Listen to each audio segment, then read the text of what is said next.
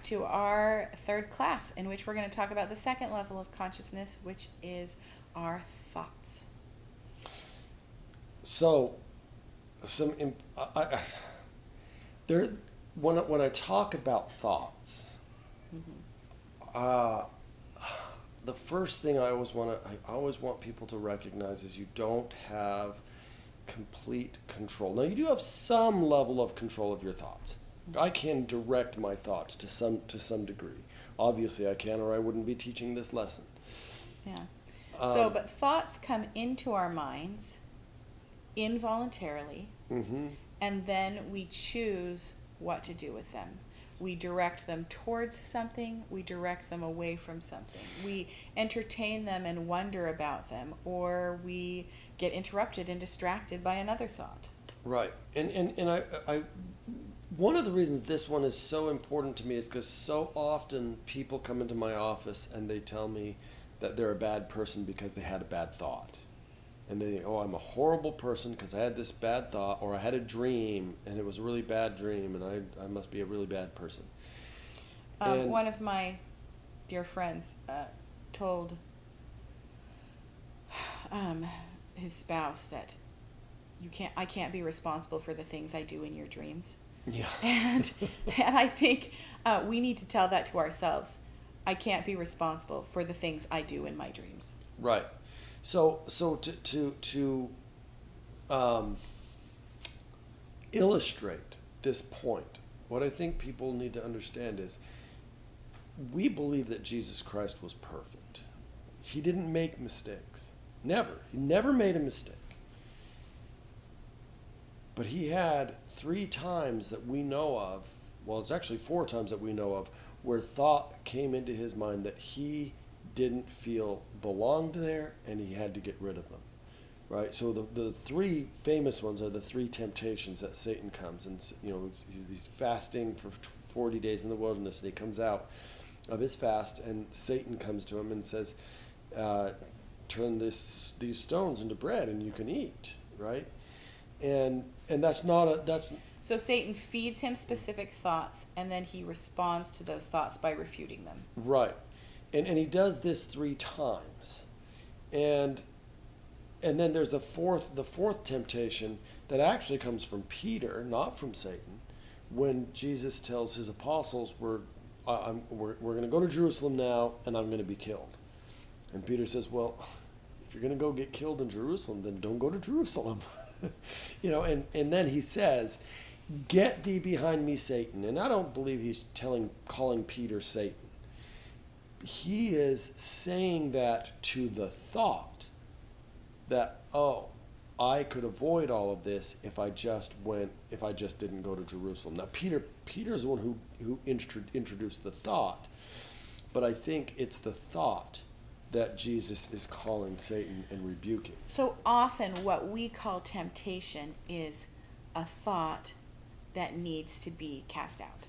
Right. Needs to be put away from us. Right. So one of the thought itself, the thought might be about wicked thing, but that doesn't mean the fact that we've had a thought is in itself a wicked thing or a sin. It doesn't mean it's a sin, and it doesn't mean that we're wicked in any way, shape, or form. If that were true, then Jesus would be wicked, because he had thoughts that were not appropriate, that would have been wicked thoughts. They weren't thoughts that he invited into his mind, and he dealt with them exactly the right way. And that's one of the things that we have to learn. And this goes back to the previous lecture. It is our actions that we can use to change our thoughts. So when Jesus was tempted to turn the stones into bread, and I'll tell you just really quickly, I'm going to go on a side note here because this confuses a lot of people. Why is that so bad? Why is it bad for Jesus to turn stones into bread? I mean, he took 5 loaves and 3 fishes and fed 5,000 people with them. He turned water into wine. Why is it bad for him to turn stone into bread? And the reason is because it's not the act of turning the stone into bread that's bad. It's the act of using the priesthood power to bless himself. Every other instance, He uses the priesthood power to bless others. Satan is saying, you have the power, use it to bless yourself. That's the sinful thought, not the act of turning stones into bread, because we've seen him do things like this, throughout his life. Just want to be careful to clarify, although if it's not already 100% clear, that when you say sinful thought, you're not saying it is sinful to have that thought. No, you're saying that to do that action, right, to be sinful. To carry out the act of that thought would be a sin. Now, Jesus, soon as that thought came into his mind, he did just what we talked about in the last lecture. He used his actions. And think about this. He didn't use a thought. He said, the scriptures say it, he said out loud, it is written, man shall not live by bread alone, but by every good word that proceedeth from the mouth of God. Right? He spoke.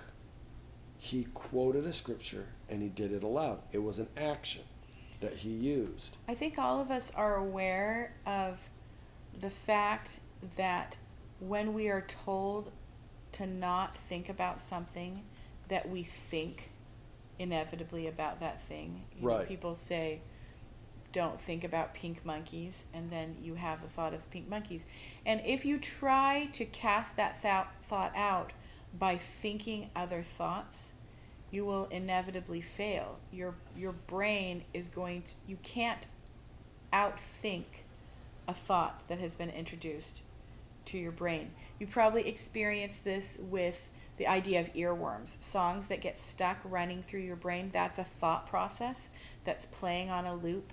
Often it's a little segment of a song that's just looping in your brain. And if you just try to think it away, what's your experience? Does that work? Think away the earworm? What you're doing is you're causing what we call a cognitive dissonance. And a cognitive dissonance is when two thoughts or two feelings or two contexts disagree with each other and they start to fight with each other. And they cause a conflict within yourself. And what ends up happening with that conflict, when there's an equal ground, so it's a thought and a thought, right? What happens with that conflict is they both grow bigger and bigger and bigger as they try to beat the other one. So your thought that you should not think about pink monkeys grows, and your thoughts of pink monkeys grow equally as they try to fight with each other. The cognitive dissonance works extremely well when there's an imbalance, when in control. That's why we want to use our actions, because we have more control of our actions than we do of our thoughts, which means there's an imbalance. We've got a greater control here, which means it has a stronger power against the lesser control. So if you're gonna, and that's why we want when we have an unwanted thought, you do want to create cognitive dissonance, but you want it to be between an action and a thought, not between two thoughts, because two thoughts are equal in control, and therefore they both have an equal ability to hold on and keep in our mind. But if you're using an action, then you have greater control over the action, and so it becomes a more powerful dissonance, and it pushes the thought out. This is why a lot of people use some type of positive verbal affirmation, and they tell you to say it out loud. Manifesting is kind of this same thing. I mean, it's a little hooey, but it's the idea that what you want to happen, you have to speak aloud. And so if you're having a thought you don't want to have, you're creating, let's say you have cognitive dissonance, something about your feelings about your body or your appearance, and you're having negative thoughts about that, then a very common way to tell somebody to fight that might be, look at yourself in the mirror and say, I am beautiful. Right. You're doing two actions. One is the looking at your physical body, and the second is the words. The words are dissonant with the thoughts you're having, but the actions are stronger than the words. And if you keep doing that, Or stronger than the thoughts. Sorry, that's what I meant. Sorry. That's okay. The actions, that higher level, is stronger in control than the thought level, the second level. And repeatedly saying those words, taking this action over time, does have power to change the thought pattern. Right. And so that's what we want to use with our thoughts. Now, the other thing you have to remember, a couple of things that we haven't talked about thoughts right now, because I wanted to really get to that first, because I think that's essential to know. If you're having thoughts that are unwanted, whether they're negative self-talk, whether they're inappropriate thoughts that you shouldn't be thinking about, whether they're mean thoughts about somebody else, all of these things, those can all be dealt with by using actions. And ideally actions, I mean, there's different kinds of actions. Jesus Christ quoted scripture, right, in all three cases that of his temptations. And then the fourth one, when he's faced with Peter, but when the three, the three with Satan, he's had specific scriptures that he quotes, right? When he's tempted to throw himself off the pinnacle of the temple, to see if the angels would save him, and he says, "It is written, Thou shalt not tempt the Lord thy God." And when after God shows Jesus Christ the whole world, then Satan comes to him and says, if you worship me, I will give you all this that you just saw. And he says, "It is written, Thou shalt worship the Lord thy God, and him only shalt thou serve."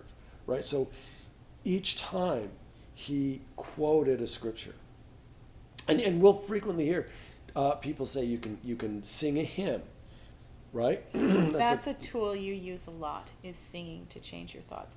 I think these are two different things. So the first thing you talked about first is creating cognitive dissonance. Mm-hmm. You want to say or do something that's directly in opposition, right, dissonant with the thought. Another thing, which I think the singing comes into, is just diversion. Right, You're going diversion to or distraction to something else. With a really simple thought, it's often enough distraction to just physically turn your attention to something else. You're thinking of something that you don't like, and you can physically say, look and think, I'm going to think about something that I really enjoy. I'm going to think about how much I love to play basketball, and I wonder about when I'm going to get to play basketball next time, and I'm going to plan something with my friend. All of a sudden you're caught up with a thought that's interesting to you. Right. And it helps a lot if it's something that's high interest, that is easy for you to think about because you like thinking about it. It doesn't have to be dissonant with your other thought. It just needs to be distracting. So, and songs act on the distraction principle. Songs do. Another tool that I like to use, one of my favorite tools, is distracting myself by doing something like a Sudoku, those number puzzles. I really like number puzzles, but I have to concentrate on them to be able to do them, and so it's a really great way to distract myself from an unwanted thought. So this is not like I just don't want to think this thing casually right now, but more for I'm having persistent thought patterns that I don't want to have. I'm having thoughts that are negative in some way. I need to do a concentrated activity that takes my concentration and focuses it on something other than this negative thought pattern. And thoughts they do kind of run in these patterns and these grooves in our minds. Going back to what I was saying about earworms, our neural pathways sometimes have this firing on repeat. They have pathways that you use them and then you use them over, and then it wears this kind of groove almost. Whichever way you want to mentally picture it, but the pathway is strengthened by use. It becomes easier and easier to think that thing. The longer you can be distracted from it, and the quicker you can distract after the negative thought, the less likely you are to return back to the initial thought that you don't want to have for whatever reason. Right. So So we can use actions to either create a dissonance or to just distract our minds from thoughts. We're much more likely to have these thoughts that are unwanted when we're in certain dangerous situations, when we're tired, when we're sick, when we're alone, when what are the other Well, dangerous? there's 5 dangerous situations, and we can get into those. But yeah, so they're the blast, right? They're boredom, loneliness, access, sickness, and tiredness. Yeah, and I'm sure you can just really relate to this. You can think, oh, when I'm feeling unwell or I'm really tired, it's very easy for me to think negative self thoughts. To think thoughts about harm to myself or to other people, to think all of these thoughts that are unwanted, and that if I entertain them and let them become actions will be harmful to myself or other people. So we've talked a lot about unwanted thoughts. I want to now talk about wanted thoughts, right? We have good thoughts too. Mm-hmm. And oftentimes we have thoughts of you know about other people or about what needs to get done, and I think sometimes we forget that people can't read our minds. And oftentimes we say only a part of what we're thinking, and then we think that we've said all of it. My most common example that I use for this is if I say to my child or one of my children, "You left your coat on the floor." What I think that I've said is, "Pick up your coat and put it away."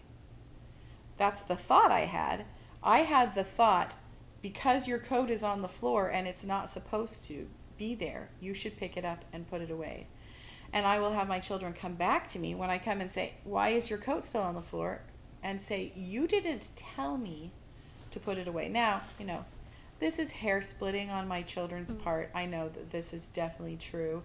But it is true that I often communicate part of my thought and assume that my children or other people I'm around will make the mental leap to understand what was the other part of my thought that I was thinking that was connected to that first thought. And I don't think that is hair splitting if all you say is your coat is on the floor. Okay, I know. I mean, I think that if I have said in the past, if I've sat them down and said, "I don't want your coat to be on the floor. When it's on the floor and I bring your attention to it, I want you to put it away." Okay, maybe, but how often do we do that? No, usually we don't. We think maybe we think we did that because we thought we were going to do it, but or then we didn't. think that they ought to just know. That's What most it means. often what the thing that we run into is we assume that other people are going to think the way we think. And so we think, I can just say your coat is on the floor. Because then that should automatically mean you think, oh yeah, I need to put it away. Because that's what I think. But that's not necessarily what they think. They might just think, oh yeah, my coat is on the floor. And that might be their thought process. But we assume that they can read our minds because we assume that their thought process is going to be similar or the same to our own. And that's what we're talking about. Again, remember, our actions are shared. Our thoughts are not. We have to translate our thoughts into actions if we want them to be known. And a human lot of beings times are very bad at putting our thoughts into words. Well, We it's partly because, think about this. Every time you put your thoughts into words, you're translating. You're translating your thoughts into words. And then the person listening hears your thought, hears those words, and they then have to translate them into thought. So every time you speak, there is at least two translation processes happening before they can even respond. And when they respond, they're then having to, again, translate their thoughts into words, And you're listening and having to translate those into your thoughts, which means by the time you've said something and they've said something, there's been 4 translations that have had to happen. Wow. That's crazy. So the point is, nobody can read your mind. So stop assuming that they can. When my wife's cousin was watching a basketball game with his friend, and his friend's wife came and asked him if he wanted a drink, and he said no thank you, and then she was sitting crying in the corner, and he came over and he's like, well, what's wrong? And she said, well, when I asked you if you wanted a drink, you were supposed to ask me if I wanted a drink. There was no way for him to know that. Now she was, having a rough day, and it was she was emotional, and but she assumed that he would think the same way she was thinking, and he wasn't. He was thinking about the basketball game, and it could have gone the other way easily. It could have been him asking something and then wanting her to return that. But that's the point: is you can't assume that somebody else is thinking the same way you are. And what's hard about that is that we have this feeling, this romantic expectation. This is especially true with romantic partners. This is where it's the most true that we think people should read our minds. Mm-hmm. Although we do act like this in all areas of our lives. But part of the feeling of falling in love is a feeling of having your thoughts in sync. You feel like, it's crazy, but we finish each other's sandwiches. That's what I was gonna say. We have this so we have this feeling like, oh, we think just alike. We can just finish what the other person was gonna say because our thought processes nobody understands me like this person does. Right. And that's part of this initial falling in love experience for most people. And so it feels like if they really love me, they will know what I'm thinking. Right. He would say, if she loved me, she would know that I wanted steak for dinner tonight and not chicken. She must not love me because she made chicken for dinner tonight. Yeah. And there really is, but there is this idea in our head. Or you could say, I'm going to go to bed now. And then you can go to bed and be alone and think, if my spouse really loved me, they would know that when I said, I'm going to bed now, I meant I want you to come too. Right. And that's the thing. Your thoughts are not shared. They are not shared. There is no way for you to share your thoughts directly with another person. We do a mind meld. Yes, exactly. No mind melding. There's no mind melding in this world. You have don't to. You wish there was? I don't. Oh. You have to communicate. You have to say, and you have to recognize that sometimes when you say what you think, you didn't say what you actually think. Oh, this happens to me all the time. That I will think I have said something to my children. And then when I talk to them later, I say, didn't I tell you to do this thing? And they will say, no, you said, and they repeat back my initial words. And often when they repeat it back, I recognize, oh, that is what I said, but it wasn't what I intended to say, and it wasn't what I thought I said. I might have thought I said, you guys do the dishes after dinner, and I have to go work on this project. And when I come back and say the dishes aren't done, they say, well, you didn't say to do that. You said, I'm going to have to go work on a project, so I won't be able to do the dishes. Mm-hmm. And if they repeat that, and then I often, when I review my memory, realize that they're repeating accurately what I said, but what I feel like I have said is different than what I actually said. So the thing is, just recognize that thoughts are not shared. Nobody, and recognize this too, this is something that's really important that I think a lot of people misunderstand. Nobody is judging you based on your thoughts. Nobody is. Nobody's judging you based on your thoughts. And I remember this because my oldest daughter and I were walking down the mall, in the hallway in the mall one day, and she said to me, she said, "Dad, everybody is looking at us." And she said something about what everybody was thinking about her. And I was like, number one, I don't think anybody's looking at us. They're all busy doing their own things. Why would they be? They're not coming to the mall just to look at us. But number two, why would they be thinking that about you? And it was because she was thinking that about her, about herself. And she was like, "Well, I think this." And I said, "Well, that doesn't mean they think that, because you do."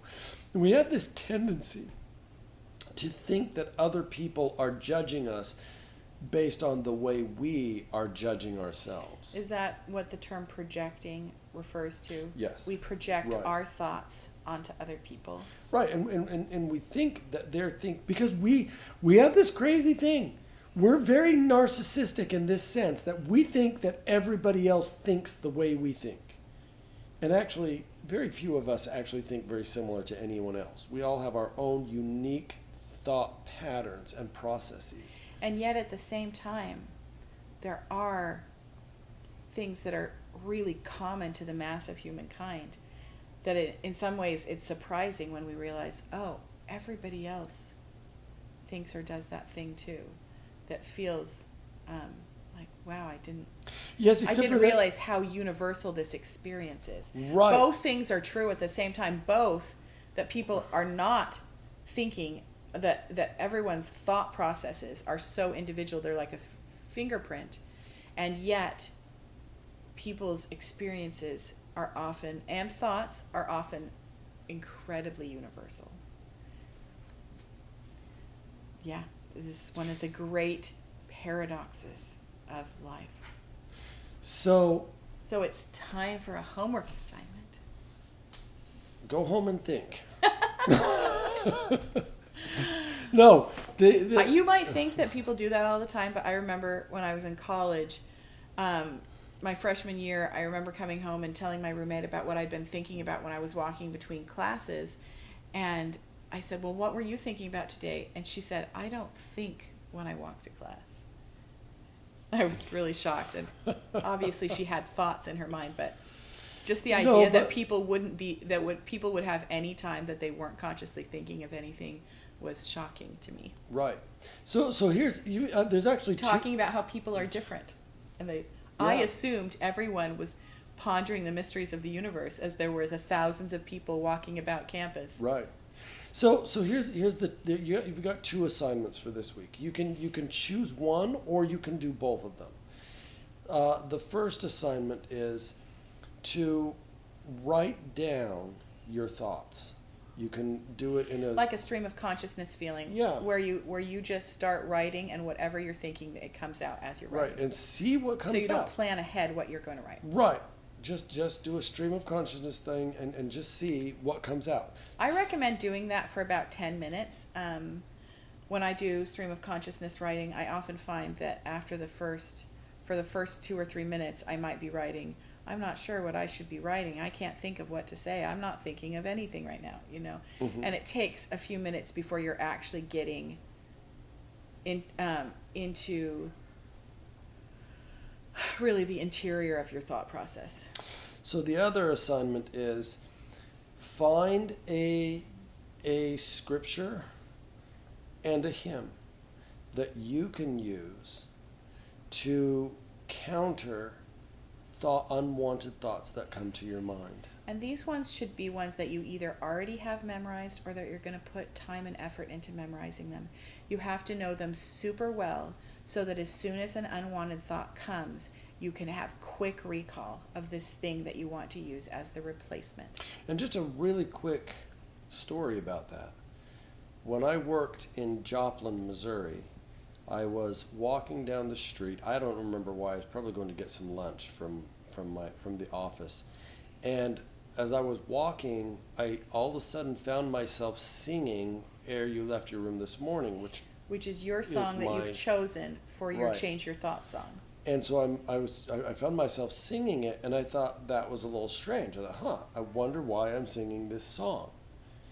And on my way back from lunch, going back to the office, I noticed that there was a billboard with a nude woman, totally naked, but she had her hands over her breasts and her legs crossed, so you didn't see anything, but she was, very clearly nude. And I thought, isn't that interesting? That you didn't even register it, your brain just automatically went to the to song the song, because I rather had than to thinking created that as a trigger. So when my mind was triggered to a thought that I felt would be inappropriate, my mind immediately went to the song so quickly that you weren't even conscious of having had the thought. right. And so you can get to that point, but remember that it takes time and effort to get there, and in the beginning you won't be able to just Change your thoughts so quickly. So yeah. So Okay. so Those are great assignments. those I are the hope two people do assignments. both of those. I think they're both good assignments to do. All right. Okay. Have fun with those, and we'll see you in the next class.